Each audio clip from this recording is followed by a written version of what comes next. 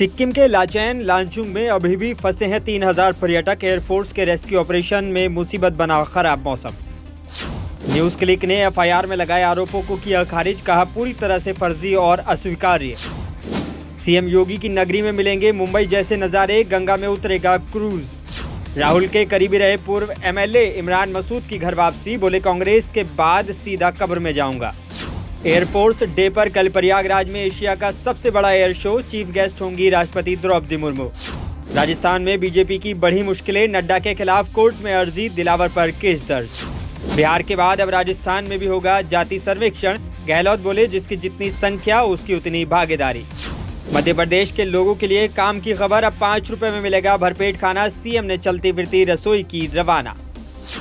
मैं चुनाव लड़ूं या नहीं, बयानों पर सीएम शिवराज ने फिर दिया बड़ा बयान, बोले भांजा भांजी सब जानते हैं। फरीदकोट में बेंच को लेकर तकरार, गाली गलौज और पीट कर ले ली पुलिस वाले के बेटे की जान। सीएम बघेल ने युवा मितान परिवहन योजना का किया शुभारंभ, 1 लाख से ज्यादा स्टूडेंट को होगा लाभ। कांग्रेस सेंट्रल इलेक्शन कमेटी की मीटिंग आज, प्रत्याशियों के नाम पर लगेगी आखिरी मोहर। तेजस्वी यादव ने किया जातीय जनगणना का समर्थन, जेपी नड्डा पर भी कसा तंज, बोले पूरे देश से हो रहा है बीजेपी का सफाया।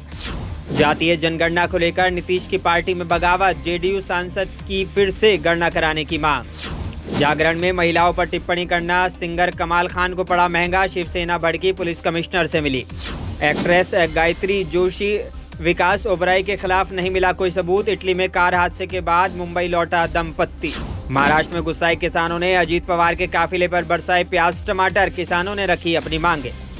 जीएसटी काउंसिल मीटिंग, मिलेट्स पर सरकार ने कम किया टैक्स, गेमिंग सेक्टर को नहीं मिली राहत। आ रही है टोयोटा की जबरदस्त एसयूवी, सस्ते में मिलेगा ऑफ रोडिंग का मजा।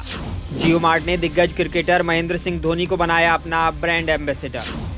ओ माई गॉड 2 को ए सर्टिफिकेट मिलने पर फिर तिलमिलाए अक्षय कुमार, बोले मैं लड़ना नहीं चाहता।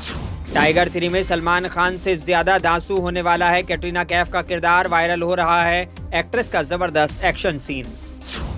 इजराइल में हमास के हमले में अब तक 22 की जान गई, जंग का ऐलान कर पीएम नेतन्याहू ने कहा दुश्मन को चुकानी पड़ेगी भारी कीमत।